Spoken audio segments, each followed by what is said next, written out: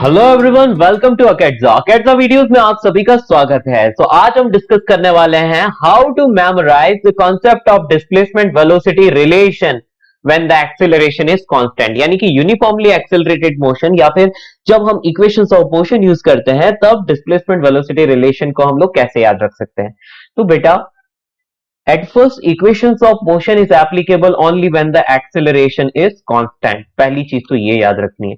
Now we can say acceleration is equal to dv by dt, rate of change of velocity। ठीक है, अब मैं यहाँ पर क्या करने जा रहा हूँ, देखो ध्यान से, dv by dt जो लिखा है इसके साथ मैं ऊपर नीचे दोनों तरफ dx से मल्टीप्लाई करता हूँ। ठीक है, और यदि हम इसको रीअरेंज करें तो हमें क्या मिलता है, यहां पर मैं इसको ऐसे लिख सकता हूं dx by dt इनटू, और यहां पर मैं लिखूंगा dv by dx। मैंने कुछ नहीं किया, सिंपली मैंने dt और इस dx को साथ में लिख लिया और इस dv और इस dx को साथ में लिख लिया। तो we are getting here dx by dt क्या होता है, आप सबको पता है ना, वेलोसिटी होता है। dx by dt is the velocity.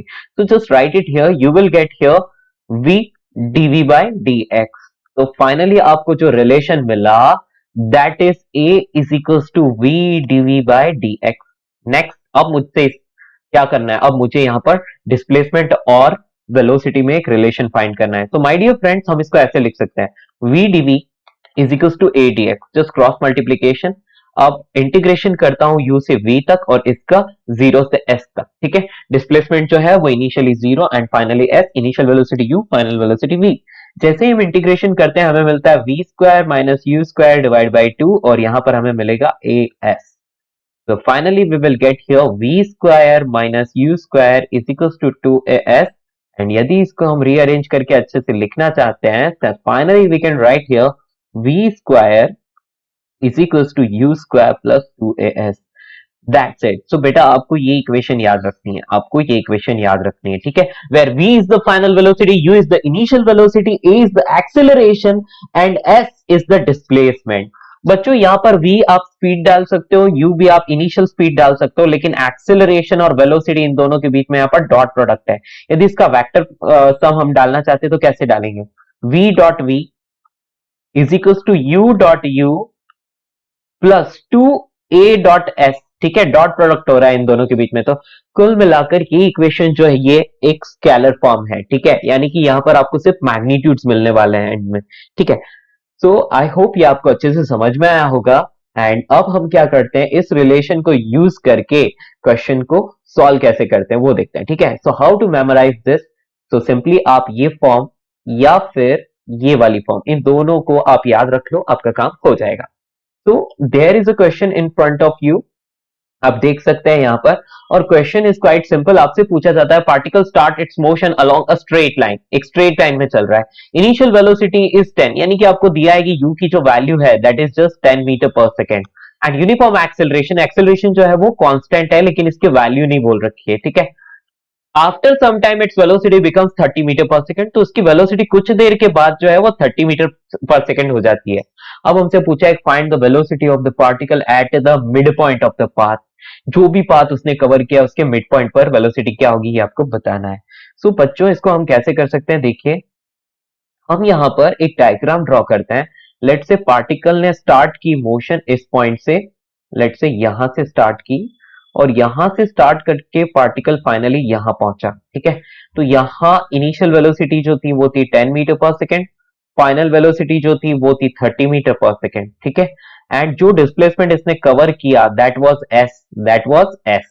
ठीक है, और हमसे यहां पर पूछा जाता है, हमसे यहां पर पूछा जाता है velocity at the mid point of the path. तो मिड पॉइंट होगा यहां पर, और यहां पर वेलोसिटी v1 बोलती है और ये हमें फाइंड करना है। ठीक है, तो यहाँ की डिस्टेंस इनिशियल पॉइंट से कितनी होगी, mid point of the path means half of the displacement.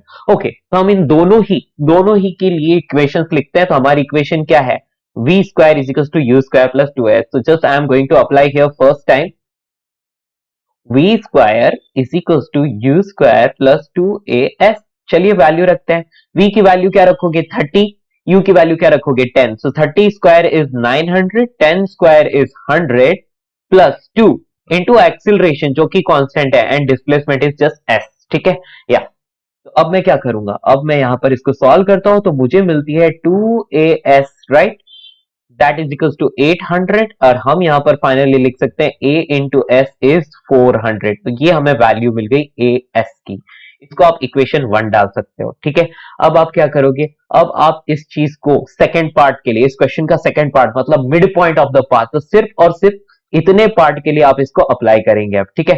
तो अब फिर से लिखते हैं same equation, final velocity is v1 square that will be equal to initial velocity is just u square plus 2as, ठीक है। अब यहां पर वैल्यूज डालते हैं मेरे दोस्तों। तो v1 की वैल्यू, v1 की जो वैल्यू हमें मिल रही है वो कैसे मिलेगी, u की वैल्यू डालिए, u is 10 metre per second, so that is 100 plus 2 as की वैल्यू इस इक्वेशन नंबर 1 से यहां पर पुट करेंगे तो आपको मिलती है 400, right.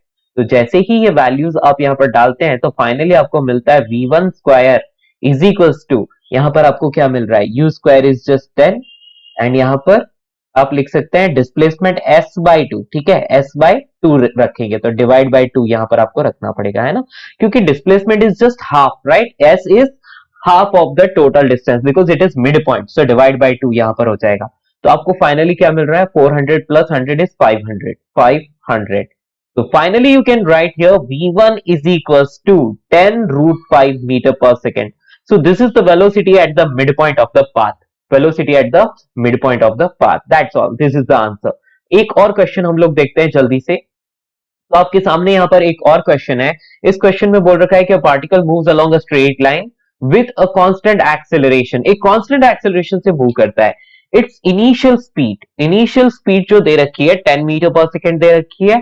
When its velocity becomes 50 metre per second, its acceleration reversed in direction without change in magnitude.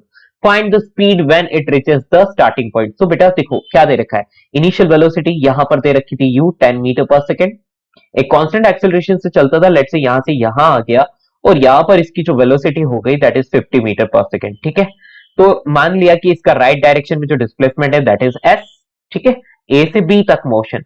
अब इसका एक्सेलरेशन यहां पर क्या था, प्लस a, और यहां पर b पॉइंट पर पहुंचने के तुरंत बाद इसका एक्सेलरेशन जो है वो रिवर्स हो जाता है, यानी कि नेगेटिव a हो जाता है।